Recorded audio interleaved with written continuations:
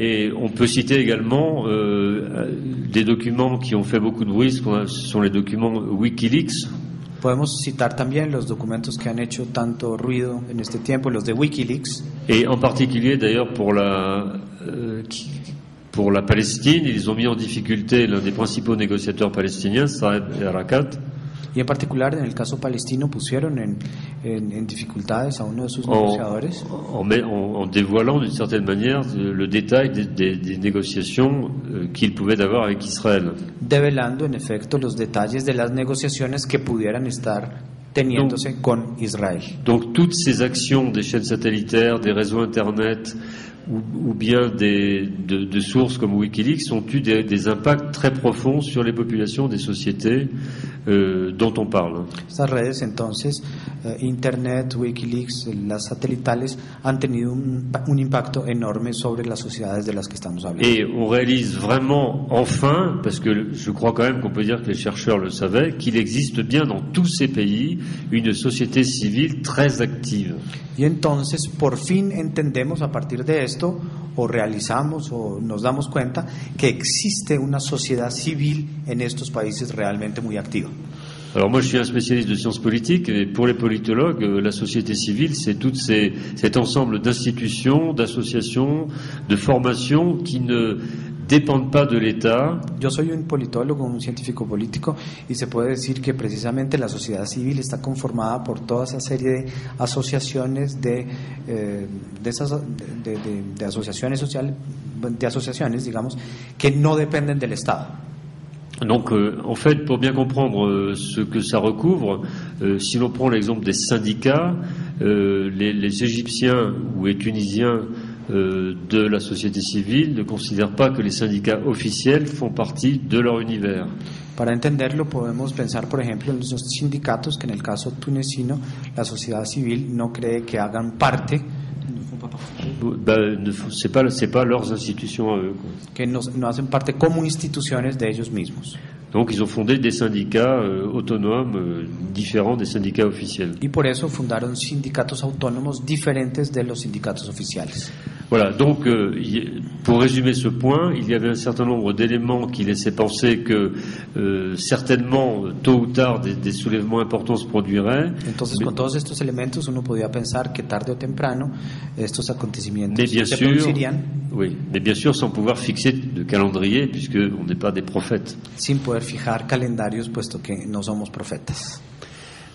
Alors, comme je vous avais annoncé, donc je vais passer assez rapidement sur ce premier point, mais quelles ont été les principales orientations analytiques de ces événements? ¿Cuáles entonces han sido las principales orientaciones analíticas sobre estos acontecimientos? Alors, il y a, dans un premier temps, je rappelle d'abord qu'il y a, pour se limiter à l'exemple de la France, par exemple, la France est très concernée parce que la France a des liens, comme vous savez, privilégiés avec tout le Maghreb, par exemple, et même l'Égypte. Para el caso de Francia, que es un caso privilegiado porque tiene, por ejemplo, relaciones muy cercanas con el Maghreb. Donc il y a eu à peu près 25 ouvrages qui sont sortis au cours des 3 premiers mois sur ces événements. Por lo menos 25 libros salieron sobre este asunto en los primeros, dans les 3 premiers mois. Los 3 primeros meses. Yes. Alors, si on fait, ce sont souvent des ouvrages de journalistes, mais pas seulement. Son a menudo obras de periodistas, pero no solamente. Donc une première grande catégorie d'analyse s'intéresse à des comparaisons de type historique. Una primera gran categoría de análisis entonces es la de orden histórico. Par la généralité de ces événements qui concernent un grand nombre de pays.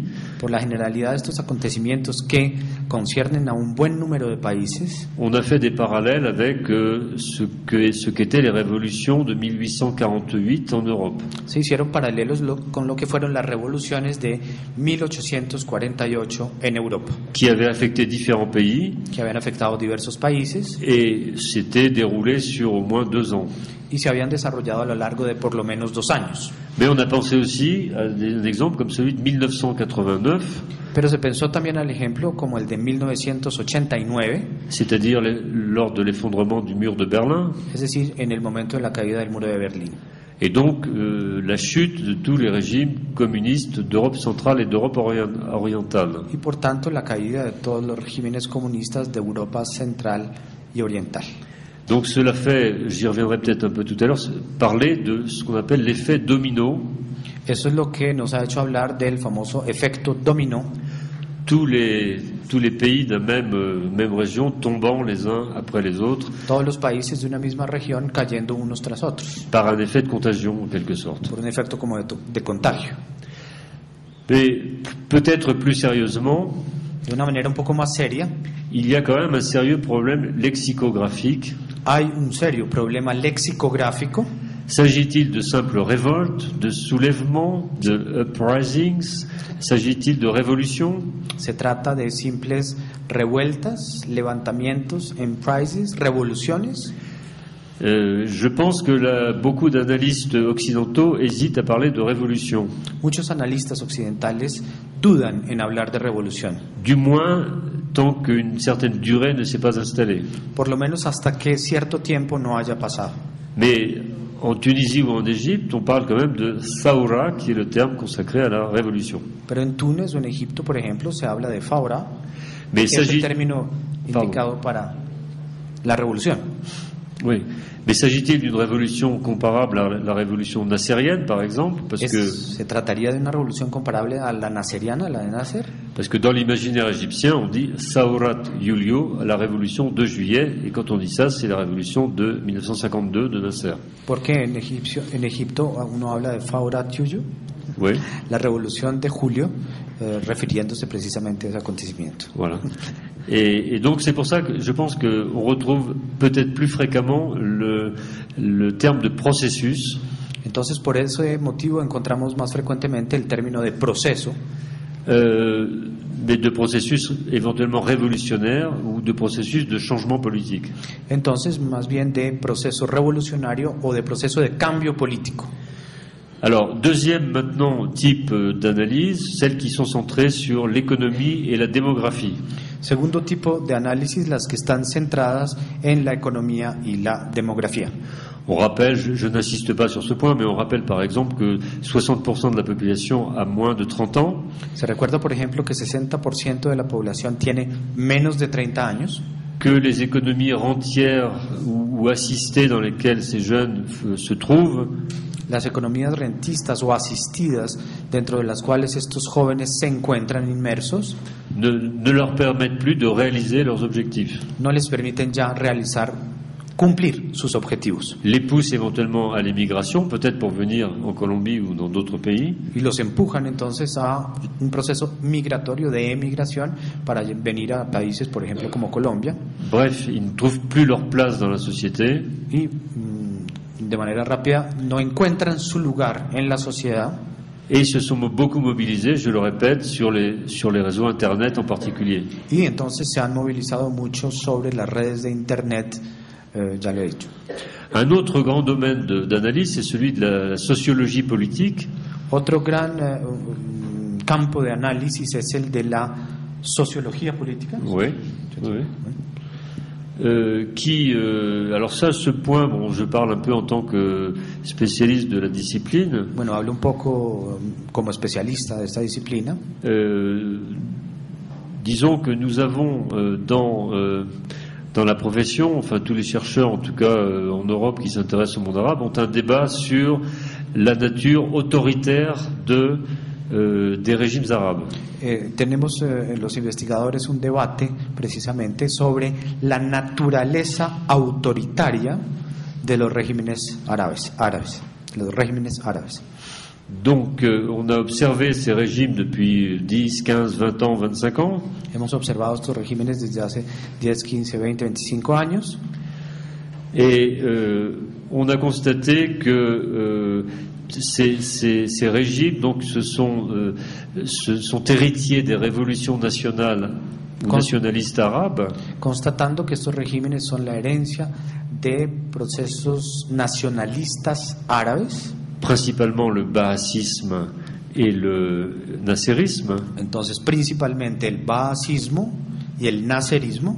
Baasismo, c'est en Irak et en Syrie, hein, les nationalismes en Égypte, bien sûr. Fascismo en Siria, Mais on nacionalismo peut en parler Egipto. aussi de certaines révolutions nationales comme la révolution algérienne. Pero de algunas revoluciones nacionales también se puede hablar como de la revolución argelina.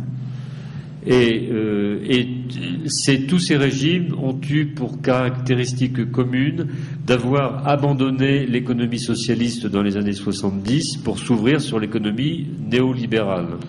El punto común de estos regímenes fue el haber abandonado modos socialistas de su economía de los años 70 para abrirse a nuevas formas, L'économie libérale, a l'économie una de economía marché. liberal de mercado, Ouais, le marché libre. de libre mercado. Mais comme les réformes d'ouverture économique des années 70 ne passaient pas bien, Pero como estas reformas económicas de los años 70 no se aceptaban mucho, no pasaban bien, ces régimes, que ce soit en Irak, en Syrie, en Tunisie, en Égypte, en Algérie, je pourrais encore au Yémen, etc., se sont appuyés de plus en plus sur des structures policières, des structures de coercition. entonces como no pasaban, estos regímenes tuvieron que apoyarse cada vez más sobre estructuras policivas, sobre formas coercitivas. Et l'analyse commune de ces régimes autoritaires, Y el análisis común a estos regímenes autoritarios c'est qu'ils ne fonctionnaient plus que sur ces systèmes policiers, es que ya no funcionaban sino bajo estos sistemas policivos, avec des partis uniques ou plusieurs partis proches du pouvoir, y con partidos únicos o varios partidos pero próximos al poder.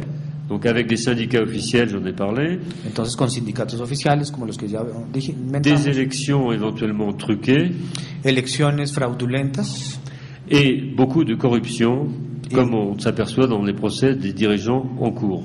y mucha corrupción, como lo vemos en los procesos jurídicos de los dirigentes que están en curso.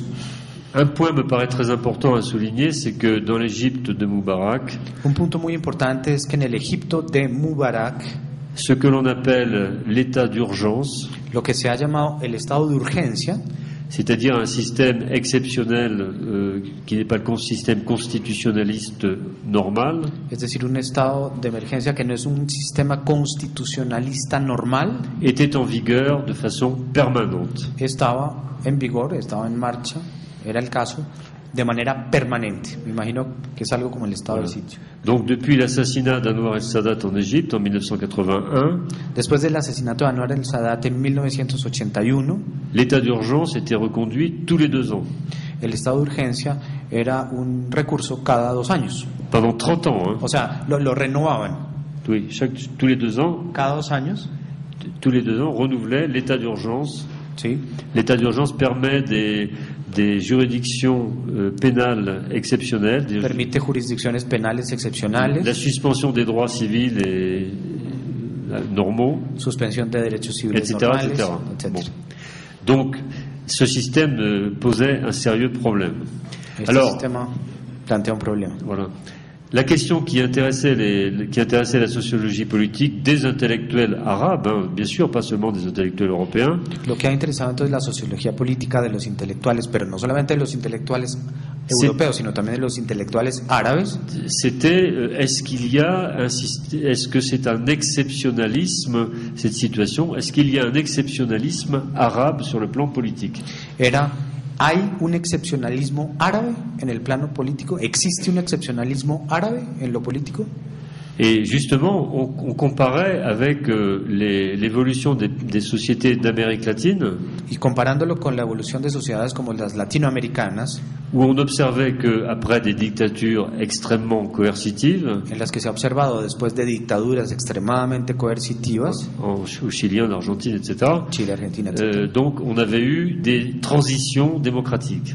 se habían tenido transiciones democráticas. Or, dans le monde arabe, pas de traces de transition démocratique. Y en el mundo árabe, ninguna huella de transición democrática. Par exemple, on a eu un gros débat autour du livre collectif organisé par notre collègue libanais Hassan Salamé, Por ejemplo, tuvimos un debate sobre el libro colectivo organizado por un colega libanés, dont le titre était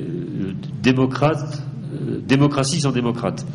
cuyo título era democracias sin demócrata. Ouais. Démocratie sans démocrate. Mais quand on disait démocratie sans démocrate, on disait que la démocratie visait des régimes constitutionnalistes ressemblant aux régimes occidentaux, par exemple, mais Entonces, se pensaba en regímenes constitucionalistas parecidos a los regímenes occidentales, pero oui, pardon. no, c'est bon.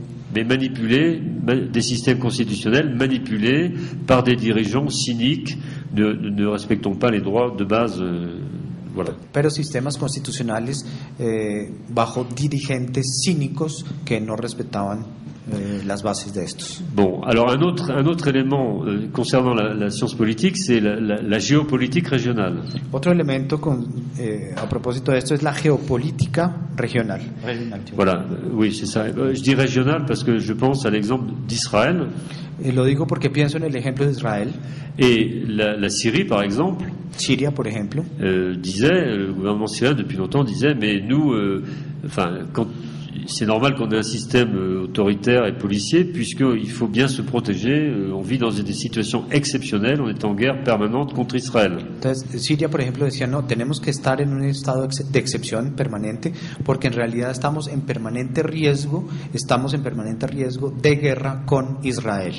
Or, les observateurs ou les intellectuels arabes les plus avisés Los observadores intelectuales árabes más avesados ne manquaient jamais de faire remarquer que la Syrie n'avait pratiquement pas tiré un coup de feu contre Israël depuis 1973. Pues no faltaron en decir que de Siria no había salido un tiro contra Israel desde 1973. C'est la raison pour laquelle, depuis le début des troubles en Syrie, Es la razón por la cual, desde el principio de las revueltas en Siria, le gouvernement syrien a organisé des manifestations sur la frontière israélienne, dans le Golan par exemple, pour démontrer qu'au contraire, il restait le dernier rempart contre le danger d'Israël. el gobierno sirio organizó manifestaciones en toda la zona de conflicto con Israel, en la zona del Golán. Donc vous voyez, on peut utiliser plusieurs arguments de type politique, mais là je vous présente les analyses dans leur diversité. Aquí les presento análisis diversos, pero uno puede plantear algunas especificidades. Alors, je sais pas, j'ai encore un peu de temps. Oui, vas-y. Alors, ça me fait maintenant passer à mon second point, qui est celui un peu de mon interprétation de ces événements. Que es el de la interpretación de el ensayo de interpretación de estos acontecimientos. Et c'est un deuxième point dans lequel je me servirai d'un certain nombre d'éléments que je vous ai déjà donnés, bien sûr. Obviamente utilizaré algunos elementos de los que ya hemos mencionado antes. Bien entendu, on ne peut être que prudent dans les analyses. Uno no puede ser sino prudente en este tipo de análisis. Par exemple, il est absolument impossible de prédire ce que sera l'avenir du régime syrien dans les 3 mois qui viennent. Es imposible decir algo sobre el futuro del régimen sirio en los meses que vienen. On n'est même pas certain que le président Ali Saleh du Yémen ne reviendra pas d'Arabie Saoudite où il a été soigné après un attentat. No se puede predecir tampoco si el presidente de Yemen volverá a su país de Arabia Saudita después de haber sido tratado tras un atentado en su país. Je ne parle pas de l'incertitude libyenne. No hablaré de la incertidumbre libia. Mais je ne parle pas non plus de ce qui va se passer lors des élections pour l'Assemblée constituante de Tunisie et d'Égypte. Pero tampoco hablaré sobre lo que ocurrirá en la Asamblea Constituyente de Túnez y de Egipto. Mais on peut déjà faire un certain nombre d'observations de fond. Pero se pueden hacer una serie de observaciones de fondo. Alors, je pense que il y a trois catégories d'enjeux importants. Hay 3 categorías de retos importantes. Il y a d'abord des enjeux identitaires. El primero es el de los identitarios. Après, il y a un enjeu démocratique. O sea, apuestas identitarias, luego apuestas democráticas. Et il y a aussi un enjeu géopolitique dont j'ai fait allusion tout à l'heure. Apuestas geopolíticas de las que hablé antes. Donc l'enjeu identitaire, si vous voulez, ce serait plutôt le versant anthropologique de l'analyse.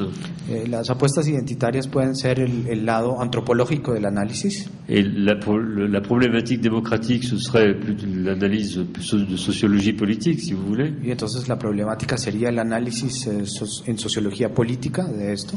Mais en tout cas pour ce qui est des enjeux identitaires, donc Hernando se souviendra évidemment comme moi de l'émission à laquelle nous avons participé hier. Entonces, sobre las apuestas identitarias, seguramente nos acordaremos juntos de la emisión radial en la Javeriana a la que nos invitaron el día miércoles. Où le débat a très très vite porté sur la place de l'identité arabe et de l'islam. En donde muy rápidamente el debate se volcó sobre el lugar que tenía la identidad árabe y el islam. Voilà. Alors, sur l'identité arabe, on a parlé d'abord d'un printemps arabe. Sobre la identidad árabe se ha hablado de una primavera árabe. Est-ce que tous les pays arabes sont concernés de la même façon? Ça, c'est une première question qu'on peut se poser. Sí. Preguntarse si a todos los países se les puede aplicar este tipo de problemática de pregunta es la primera cosa que hay que interrogarse. C'est pour ça que personnellement, j'aurais tendance à contester l'expression de effet domino dont on a parlé. Y en ese sentido, mi tendencia sería responder con el efecto dominó del que ya mencioné. Parce que si on prend les dominos, enfin le jeu de dominos, vous voyez, donc on suppose que les dominos tombent les uns après les autres. Es decir, que las fichas del dominó caen unas tras otras. Mais ça supposerait que tous ces régimes politiques sont construits de la même façon. Pero esto tendría que suponer que los regímenes políticos han sido construidos de la misma manera. Qu'ils gouvernent les mêmes populations. Que gobiernan el mismo tipo de población. Donc ce ne sont pas des dominos qui ont tous la même forme et le même format. Entonces dominos que no tendrían la misma forma ni el mismo formato. Donc peut-être que l'effet domino c'est un concept géopolitique occidental. Seguramente efecto dominó es un concepto geopolítico occidental. Visant à montrer que tous les systèmes hostiles au régime décidés par les centres occidentaux doivent être éliminés les uns après les autres. Ils doivent tomber par leur nature même d'opposants aux régimes occidentaux. Eso es la manera de pensar que un régimen que se opone a Occidente pues necesariamente tienen que caer y unos tras otros por este mismo efecto de oponerse a la intención occidental. Donc l'illusion ici repose sur ce que, en gros, je pense les chercheurs sont d'accord de dire que on a tendance, dès qu'on n'est plus dans les sociétés occidentales, à pratiquer une sorte d'essentialisation des sociétés que l'on fréquente. Esto sería el sentido de pensar que lo que hacemos es una especie de esencialización de las sociedades que no frecuentamos, que no son las nuestras. C'est-à-dire qu'on voit avant tout des Arabes ou des musulmans. Entonces uno ve ante todo árabes o musulmanes. Mais pas des Syriens, pas des Kurdes, pas des chrétiens, pas des... En vez de sirios, kurdos, cristianos. Pas enfin bref, on peut prendre plein de catégories. Alors, bien sûr, dans un premier point, je dirais que quand même, il y a un effet d'entraînement indéniable. Sin embargo, creo que hay un efecto de entrenamiento. Les pays sont arabophones. Los países son arabófonos. Et tout ce qui se passe en Tunis est connu au Caire. Y todo lo que ocurre en Túnez se conoce en el Cairo. Et se pose dans des termes quand même assez comparables, parfois. Y puede plantearse quizás en términos muy comparables, voilà. O a veces. Mais en même temps, l'Égypte et la Tunisie ne sont pas des pays, bien sûr, de même dimension. L'Égypte, c'est 70 millions d'habitants, au moins. La Tunisie, beaucoup moins, 25 millions peut-être. Pero Egipto y Túnez no son poblacionalmente naciones equivalentes. En Egipto puede haber 70 millones y en Túnez 30. Ou 25 millions. 25 millones, más o menos. L'Égypte était plus engagée que la Tunisie dans le système occidental et dans le système américain. Egipto estaba mucho más comprometido con el sistema occidental y con el americano. Mais en tout cas, dans ces deux pays, malgré les différences, on observe un processus comparable, c'est-à-dire renversement des dirigeants et mise en place d'une réforme constitutionnelle. Y sin embargo, en los dos países uno puede ver un proceso comparable. La caída del dirigente y el proceso constitucionalista en curso. Dans un autre groupe de pays, on trouve des pays très centralisés, avec, je l'ai dit tout à l'heure, une police secrète souvent très perfectionnée, organisée par le système soviétique à une certaine époque. Entonces, en otros países encontramos un sistema muy centralizado con una policía muy fuerte, como en el sentido de los regímenes soviéticos de otra época. C'est le cas de la Syrie, de la Libye dont les services secrets avaient été créés par l'Allemagne de l'Est. Es el caso de Siria, de Libia. En Libia el servicio secreto fue creado por Alemania del Este. Ou même du Yémen, qui fonctionnait un peu sur ces normes-là aussi, ou de l'Irak aussi. O incluso Yemen y hasta Irak. Irak avant la guerre américaine. Irak antes de la guerra americana. Si l'on prend deux pays qui ont un destin particulier, l'Algérie et le Liban, je vais en parler tout à l'heure avec l'ambassadeur d'Algérie, je pense qu'il était à peu près d'accord avec la formule que je proposais, qui était de dire que ces pays vivent dans une sorte de paix froide. Entonces vamos a tomar el caso de Argelia y del Líbano. Estaba hablando antes con el embajador de Argelia y parece que estaba más o menos de acuerdo. Es el caso de países que viven en una suerte de guerra fría. ¿De guerra fría o de paix froide? Es un lapsus, como ven. Non, mais c'est pas grave. Non, mais on pourrait dire presque de guerre froide ou de paix froide, peut-être. Es un lapsus. De paz fría. Non, mais peut-être que c'est la même chose au fond. Pero en el fondo puede ser lo mismo, digo, ¿no? L'idée, si vous voulez, c'est que ces pays ont connu des guerres civiles très très graves. Estos países conocieron guerras civiles muy intensas, muy graves. Ouais. Et ne sont pas prêts à s'engager dans un nouveau conflit. Y no están listos para comprometerse con un nuevo conflicto. Donc il y a une observation, une sorte de statu quo.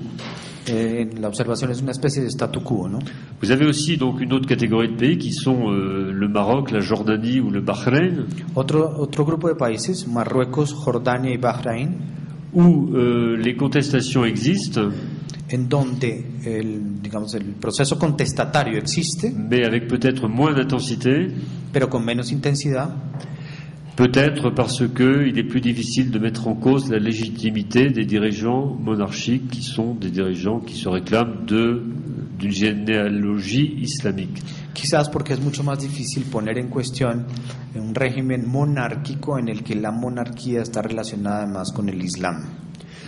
Voilà, alors c'est des éléments concernant l'identité arabe que je peux apporter. Estos son elementos que conciernen entonces la identidad árabe y que podemos traerlos a colación. Sur l'islam, là il y a beaucoup de choses sans doute à dire. Je pense que cette question peut-être est importante, c'est important de la soulever ici même en Amérique latine. Sobre el Islam creo que hay muchas cosas que decir, pero hay unas muy importantes por decir aquí en América Latina. Elle peut recevoir un écho particulier parce que l'immigration d'origine arabe en Amérique latine a quand même d'une importance chrétienne grande. Y con un eco particular, porque la inmigración árabe en América Latina tiene un nivel importante en términos de volumen de cristianos, de et qu'il y a cristianos. des inquiétudes sur le sort de certaines communautés chrétiennes du Moyen-Orient. Y que hay temor sobre la suerte de algunas comunidades cristianas del Medio Oriente, Qui ne sont pas forcément justifiées, que no necesariamente están mais qui justificados, existent comme inquiétude quand même. pero que existen como inquietud, a pesar de no estar justificadas, pues son una inquietud y existen. Donc il faut parler comme des inquiétudes. Entonces hay que hablar de ellas como inquietudes. Elles existent aussi au Moyen-Orient. Existen también en el Medio Oriente. Alors là, je pense que l'évolution dont j'ai parlé tout à l'heure, donc les processus d'ouverture politique, de globalisation, de mondialisation, etc., De lo que hablé antes, procesos políticos de apertura, globalización, mundialización, etcétera, a créé des incertitudes, des doutes dans la population, des pertes de repères, crearon dudas entre la población, una especie de pérdida de referentes, et qui peut-être a fait démarrer une sorte de processus de recommunautarisation. lo que hizo volvió a arrancar un proceso de comunitarización. De façon très pratique, à partir du moment où le Fonds monétaire international supprime certaines aides à la population, Es muy claro, a partir del momento en que el Fondo Monetario Internacional suprime algunas ayudas a la población, se créent de nouveaux réseaux de solidarité. se crean nuevas redes de solidaridad. Donc les frères musulmans sont connus pour avoir développé beaucoup de systèmes d'ONG humanitaires, de dispensaires, d'écoles, etc. Por ejemplo, los hermanos musulmanes se conocen por haber fundado muchas de estas asociaciones humanitarias, ONGs. Mais cela est vrai également pour les communautés chrétiennes. Pero esto también ocurrió con las comunidades cristianas. Donc c'est un peu dans ce sens-là que je parle de recommunautarisation. Es en este sentido que hablo de recomunitarización. Maintenant, ça c'est sur le plan social, mais sur le plan politique. Sobre el plano social, lo he dicho, pero sobre el plano político. Oui, pardon. Cette recommunautarisation peut-être provoque des changements parmi les mouvements islamistes. Esta recomunitarización sobre el plano político constituye una reformulación de los mouvements qui se réclament de l'islam politique. De los movimientos que se reclaman del islam político. Parce qu'ils sont plus actifs sur le terrain social. Porque son más activos en el plano social. Je crois que dans la perspective de l'inquiétude par rapport à ce qu'on l'entend souvent par rapport à un État islamique qui pourrait se créer dans tel ou tel endroit. Con respecto a la inquietud sobre si se va a crear un Estado islámico en tal o tal lugar, il faut distinguer deux choses. Hay que distinguir dos cosas. Il y a deux types de mouvements de l'islam politique. Hay dos tipos de movimientos del islam político. Il y a les mouvements classiques comme les frères musulmans. Los movimientos clásicos como los hermanos musulmanes. Ils existent quand même depuis 1928. Que existen incluso desde 1928.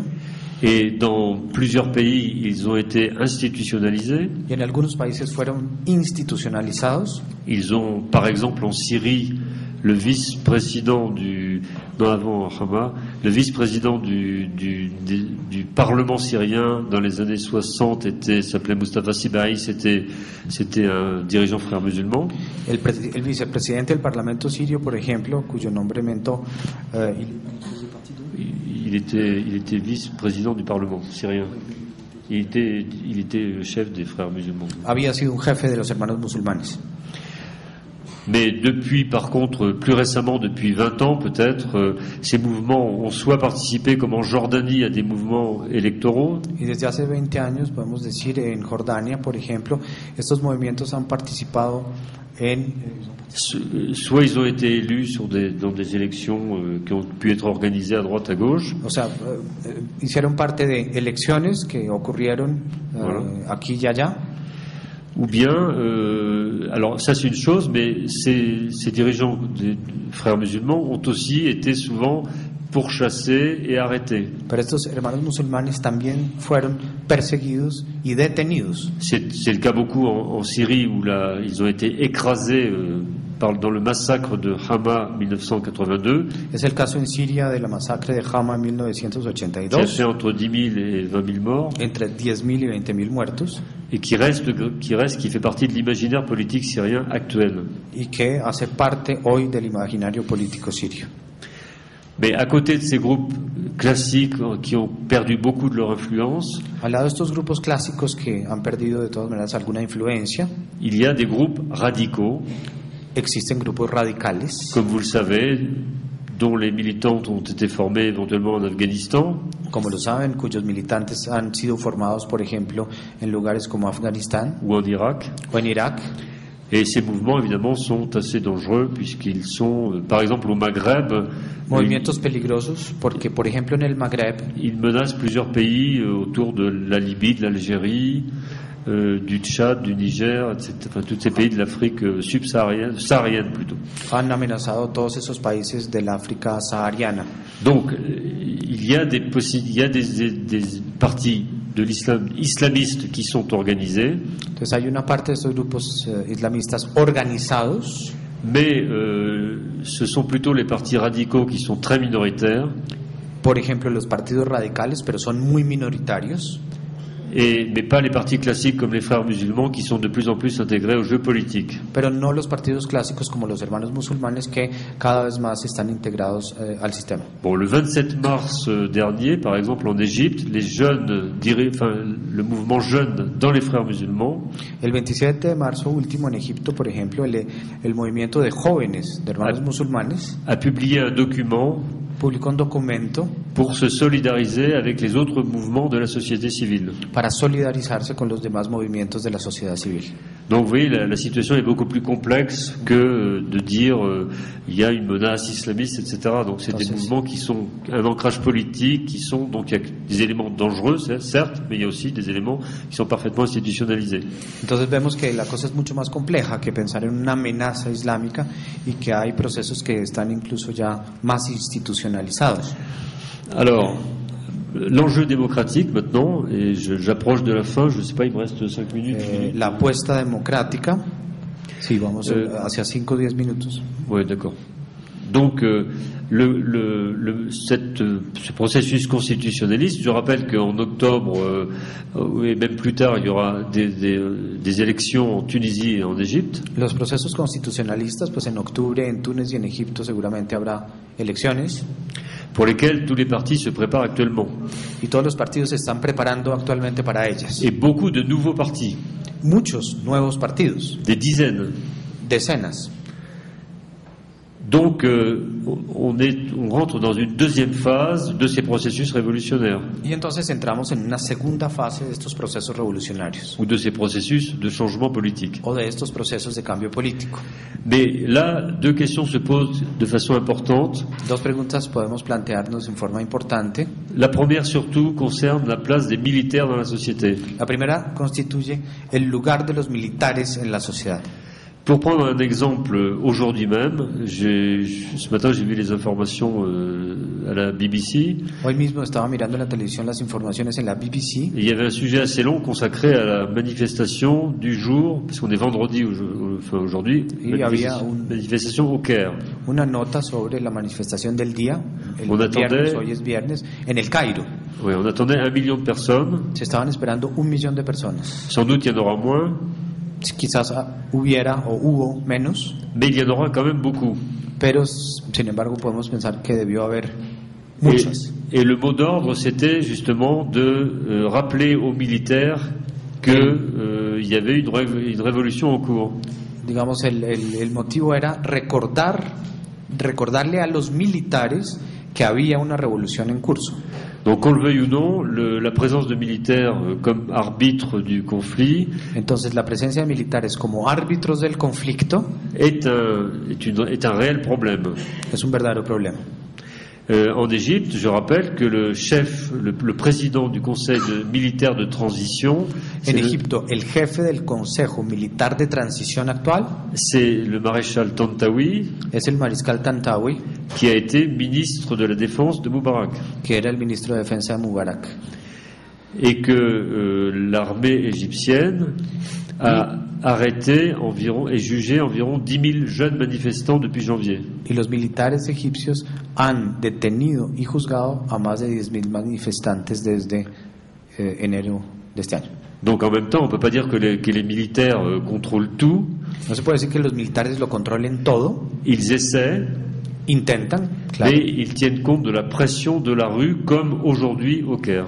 Pero están teniendo en cuenta la presión de lo que pasa en la calle, como ocurrió hoy en el Cairo. Alors, je me souviens qu'Hernando, je l'avais fait rire une fois au téléphone en lui disant que l'armée contrôlait la situation en Égypte parce que ça heurtait sa conception du rôle de l'armée en Amérique latine, sí, que je comprends fort bien. Precisamente una vez contándome por teléfono lo que estaba ocurriendo en el Cairo, se acuerda que yo me reí mucho porque me estaba diciendo que el ejército estaba controlando la situación en Egipto y pues a mí me dio risa. Parce qu'on peut difficilement admettre qu'une armée puisse contrôler un processus révolutionnaire. Puesto que es difícil admitir que un ejército controle un proceso revolucionario. Mais en même temps, c'est un processus complexe. Al mismo tiempo es un proceso complejo. Dont on ne peut pas dire qu'il n'évolue pas dans un sens de changement important. Del que no podemos decir que no esté evolucionando en un sentido importante. Les militaires ont finalement accepté que Moubarak et ses 2 fils soient jugés. Los militares aceptaron finalmente que Moubarak y sus 2 hijos fueran juzgados. Que leur procès soit montré à la télévision en août. Que su proceso fuese mostrado en la televisión en agosto. Ce qui est, je le répète, un geste symbolique très fort. Lo que es y constituye un gesto simbólico muy fuerte. Donc ça veut dire que l'armée, même si ces cadres faisaient partie du système Moubarak avant, se sont désolidarisés du système Moubarak. Y entonces, si el ejército pertenecía a los cuadros de Mubarak antes, por lo menos podemos decir que el ejército se desolidarizó del régimen. Alors, il y a une question, je passerai très vite maintenant, c'est cette question, parce qu'elle revient dans toutes les analyses de la composante tribale de ces sociétés. On se dit c'est des sociétés de tribus. Un asunto del que quiero tratar es sobre el cuento de que son sociedades tribales, son sociedades de tribus. Alors ça, c'est un relan ancien de colonialisme, je trouve. Es una expresión de antiguo colonialismo, le parece, ¿no? Parce que c'est vrai qu'il y a des pays qui sont structurés tribalement de façon très forte, comme la Libye, par exemple. Porque es verdad, hay países que tienen una estructura tribal muy fuerte, como Libia, por ejemplo. Ou le Yémen. O Yemen. Mais je rappelle que c'est le cas aussi de la Palestine. Pero también Palestina, por ejemplo. En Palestine, vous savez ce que c'est, tout ce qu'une Hamoula.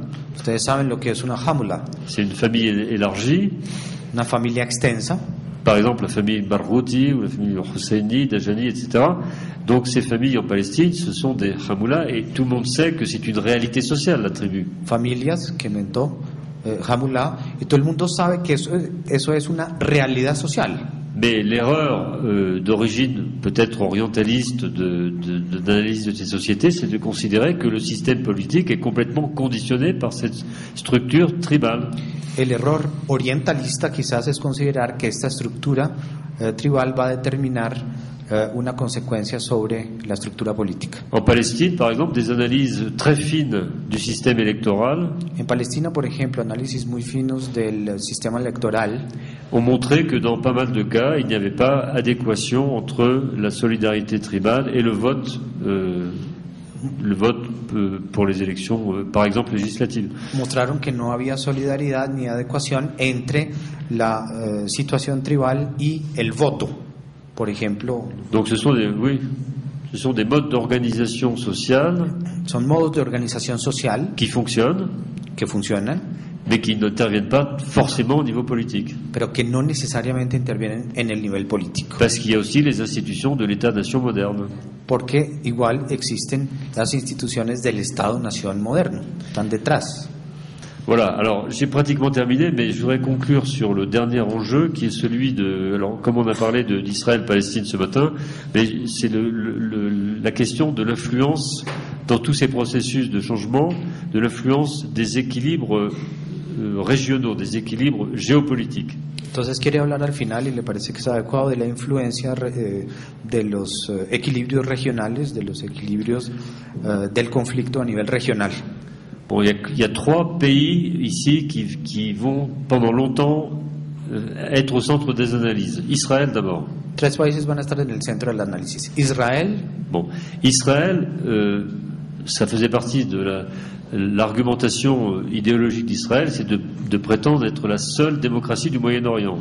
Era el argumento que tenía Israel, era la única democracia del Medio Oriente.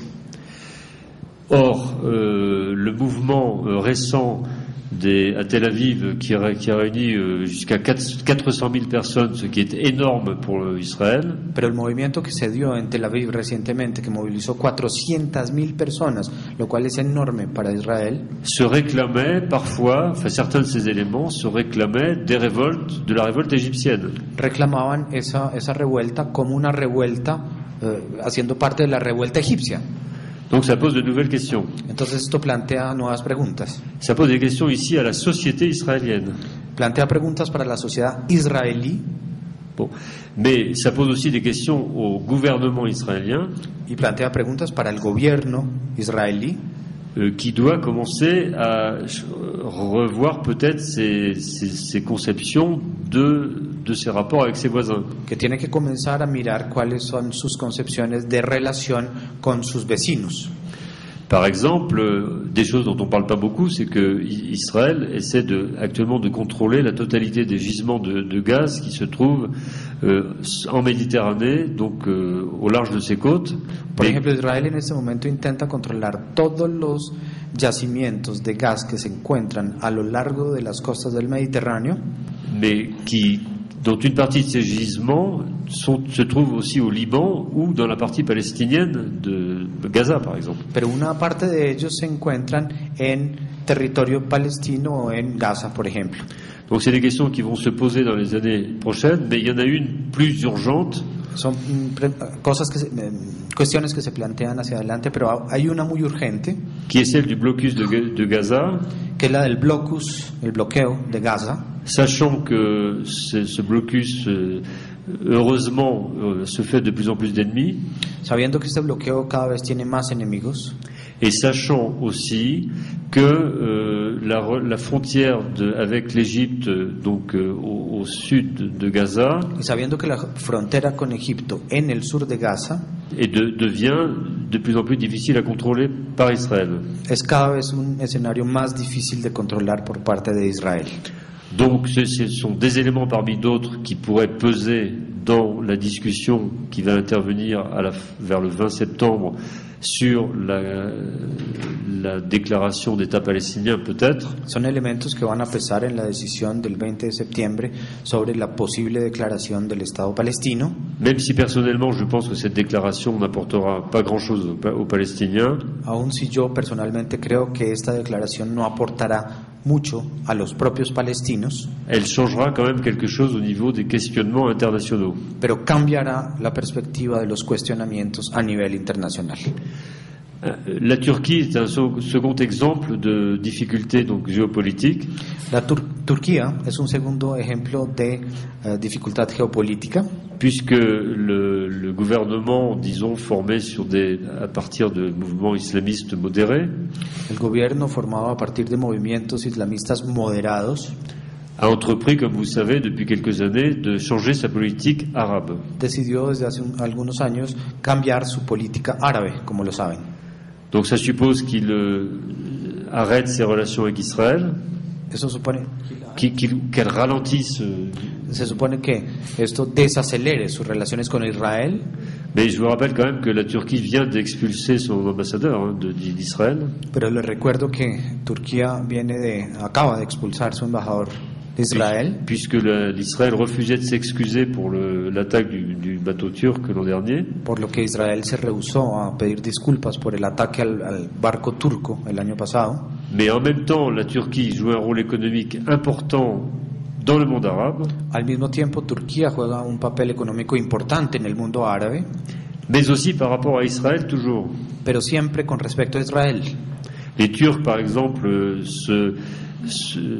dans leur décision, ils devaient tenir compte d'une livraison d'armes prochaine par Israël. Je ne sais plus si c'était des hélicoptères de combat, mais enfin, il y avait des armes très pointues qu'ils devaient recevoir d'Israël. Los turcos, por ejemplo, tenían que recibir de Israel recientemente una gran cantidad de armas, no sabe si eran helicópteros o qué, pero una gran cantidad de armas. Et d'autre part, la Turquie soutient très activement les zones économiques franches créées en Palestine pour soutenir la réforme du gouvernement Fayyad actuellement. Y además Turquía es un apoyo a las zonas francas.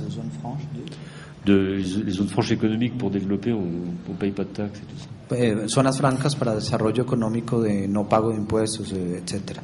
Voilà, donc mais c'est quelques problèmes. Donc bien sûr, il reste aussi la question de l'Iran dont je ne parle pas maintenant, mais dont je dis simplement pour finir que l'Iran c'est l'allié traditionnel de la Syrie et que l'équilibre entre Israël et Syrie peut être conditionné par celui entre la Syrie et l'Iran si le régime syrien si les dirigeants syriens actuels devaient être expulsés.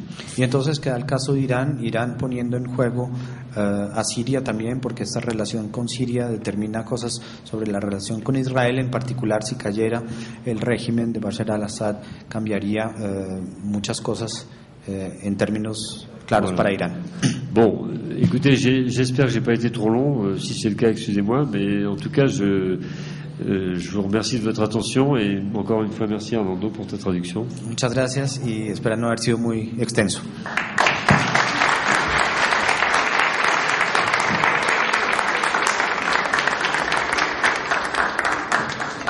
Halas. D'accord. Bon, c'est bon. On a mis combien de temps?